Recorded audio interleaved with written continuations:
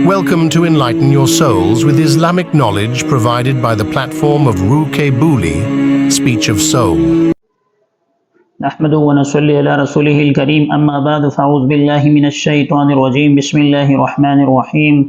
قال تبارك وتعالى في القرآن المجيد والفرقان الحميد والفجر وليالي العشر والشفع والوتر صدق الله العلي العظيم۔ اللہ تعالیٰ کا ارشاد ہے، قسم ہے فجر کے وقت کی اور ذی الحجہ کی 10 راتوں یعنی 10 تاریخوں کی کہ وہ نہایت فضیلت والی ہیں، اور جفت کی اور طاق کی۔ جفت سے مراد ذی الحجہ کی 10ویں تاریخ اور طاق سے مراد 9ویں تاریخ مراد ہے۔ اللہ تبارک و تعالیٰ نے قرآن مجید فرقان حمید کی اس سورت کی ابتدائی آیات میں ذی الحجہ کی 10 راتوں کی قسم کھائی ہے، اور اس سے اکثر مفسرین نے یہی مراد لیا ہے کہ ذی الحجہ کی ابتدائی جو 10 دن ہیں یعنی یکم ذی الحجہ سے لے کر اور 9 تاریخ تک، 10واں یعنی ذی الحجہ کا جو دن ہے وہ تو عید کا ہوا کرتا ہے، لیکن اس 9 دنوں کی یعنی 10 تاریخ تک کی بڑی فضیلتیں حدیث شریف میں وارد ہوئی ہیں۔ رسول اللہ صلی اللہ علیہ وسلم نے ایک موقع پر صحابہ سے ارشاد فرمایا، آپ صلی اللہ علیہ وسلم نے فرمایا کہ ذی الحجہ کے عشرے کے راتوں سے اور اس کے دن سے کوئی افضل اور کوئی بہتر دن اللہ کے نزدیک نہیں ہے۔ اس ذی الحجہ کے پہلے دن یعنی یکم تاریخ سے لے کر اور 9 ذی الحجہ تک اگر کوئی شخص ایک روزہ رکھے گا تو اللہ تبارک و تعالیٰ اس کو 1 سال نفل روزے کے برابر اجر و ثواب سے نوازیں گے۔ اور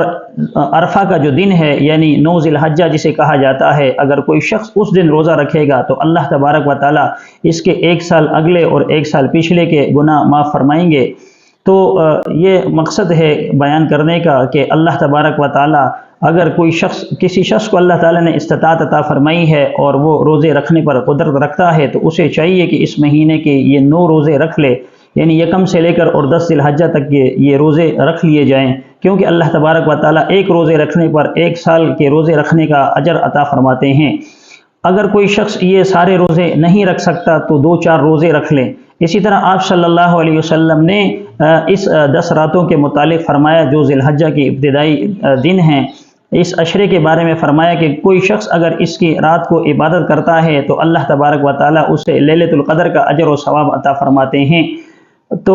اب جو لیلۃ القدر ہے یا جسے شب قدر کہا جاتا ہے، اس کی جو تاریخیں ہیں وہ اس کی تاریخ کے بارے میں اختلاف ہے۔ کسی کے ہاں، بعض مفسرین کے ہاں 21ویں شب، بعض کے ہاں 23ویں، بعض کے ہاں 25ویں شب، اور بعض کے ہاں 27 اور 29ویں شب کا بھی تذکرہ ملتا ہے۔ جبکہ یہ جو ذی الحجہ کی 10 تاریخیں ہیں، نبی کریم صلی اللہ علیہ وسلم نے اس کے متعلق فرمایا کہ اس کی ہر رات ایسی ہے جیسے شب قدر کی رات ہوتی ہے، یعنی جس سے اللہ تبارک و تعالیٰ 80-82 سال کے گناہوں کو معاف فرما دیتے ہیں۔ اسی طرح اگر کوئی شخص ایک رات کو بھی بیدار ہوتا ہے، ایک رات بھی اللہ تبارک و تعالیٰ کی بارگاہ میں اٹھتا ہے اور عبادت کرتا ہے تو اللہ تبارک و تعالیٰ ہر ایک رات جو ہے وہ شب قدر کی مثل ہے، اور اللہ تبارک و تعالیٰ اتنا اجر اور ثواب اسے عطا فرماتے ہیں۔ تو بہتر یہ ہے کہ ان 9 دنوں کے اندر کوئی دن جو ہے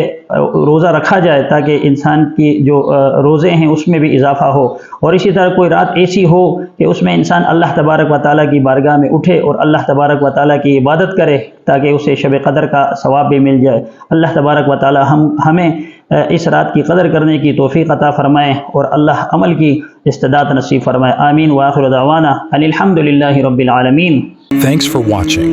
For more Islamic lectures, kindly subscribe to Ruke Buli on YouTube.